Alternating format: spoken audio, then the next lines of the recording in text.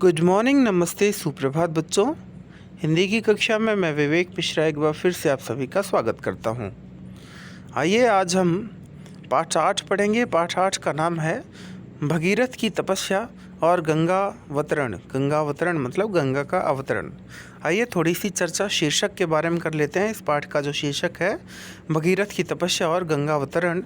जी हाँ, यह पाठ हमें हमारी पौराणिक जो कथाएं हैं उनसे हमारा परिचय करवाता है, और यदि हमें भारतीय संस्कृति को जानना है तो यह पाठ हमारे लिए अत्यंत महत्वपूर्ण हो जाता है।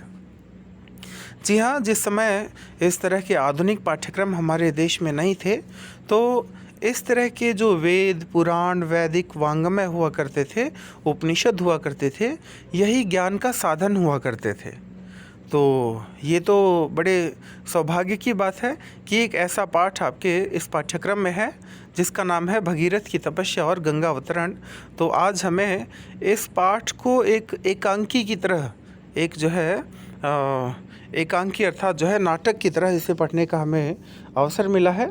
तो आइए बिना देर किए हुए लक्ष्मी शुक्ला जी द्वारा रचित यह एकांकी, यह नाटक देखते हैं।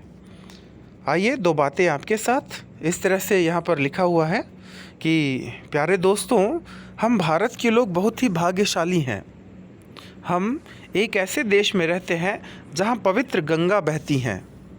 गंगा हमारे लिए एकमात्र नदी नहीं, एक नदी मात्र नहीं, वह हमारे लिए जीवनदायिनी माँ भी है।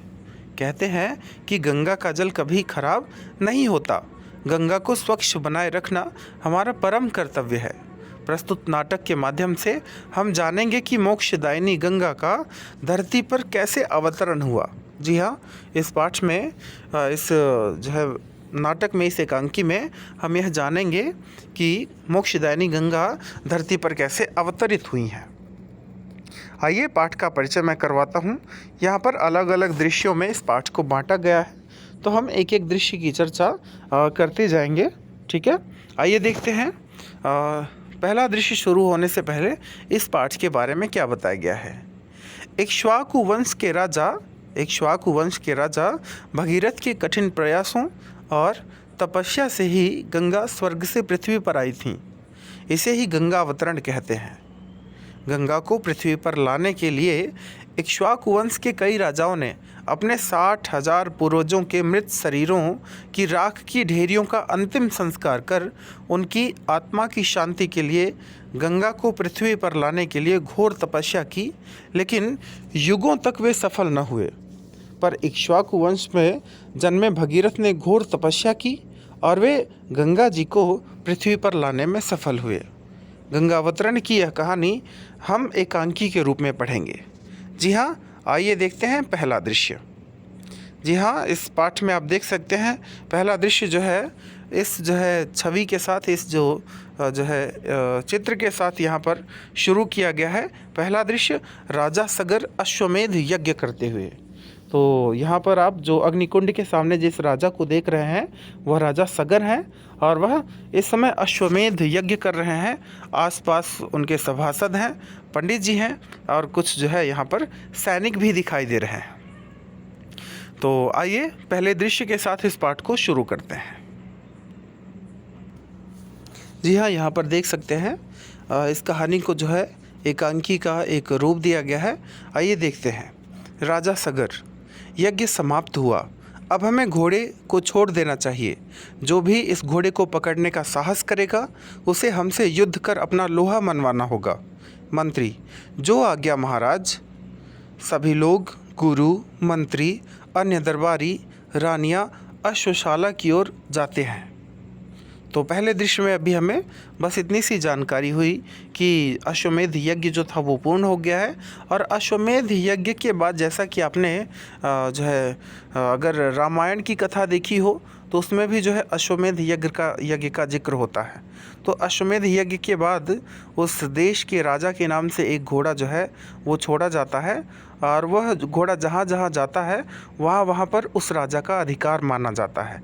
यदि कोई राजा जो है उस घोड़े को पकड़ लेता है तो इसका अर्थ यह है कि वह उस राजा की चुनौती को स्वीकार करता है और युद्ध करके वह अपने जो है राज्य को बचाना चाहता है कि मैं आपकी दासता को स्वीकार नहीं कर सकता, इसलिए आपको हमसे युद्ध करना होगा। तो आइए देखते हैं आगे क्या होता है। दूसरा दृश्य, राजा सगर सभी दरबारियों के साथ अश्वशाला में जाते हुए। जी हाँ, यहाँ पर आप देख सकते हैं कि राजा सगर जो है वो अपने दरबारियों के साथ, पंडित जी के साथ अश्वशाला की ओर जा रहे हैं। आइए देखते हैं आगे क्या होता है। मंत्री, महाराज अश्वशाला में घोड़ा नहीं है। जी हाँ, यहाँ पर मंत्री कहता है कि महाराज अश्वशाला में घोड़ा नहीं है। राजा सगर, घोड़ा कैसे गायब हो गया? ज़रूर किसी ने शरारत की है। दरबारी, महाराज मेरा अपराध क्षमा करें तो मैं कुछ कहूँ? राजा सगर, हाँ हाँ बोलिए।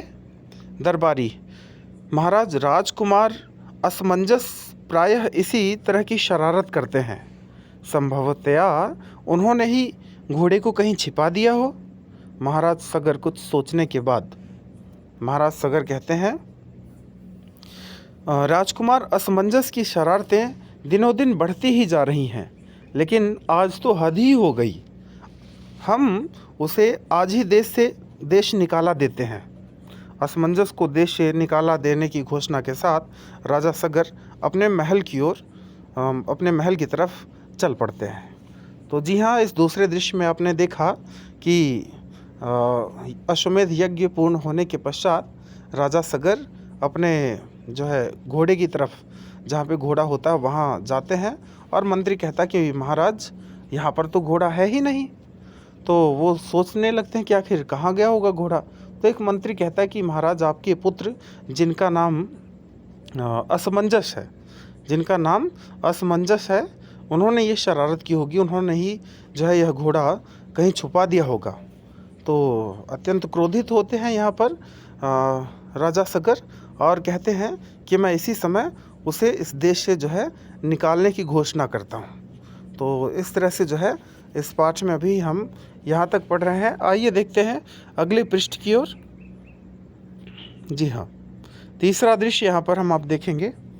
तीसरे दृश्य में यहाँ पर बताया गया है कि राजा सगर घोड़े के गायब होने पर अपने 60,000 बेटों से विचार विमर्श करते हुए।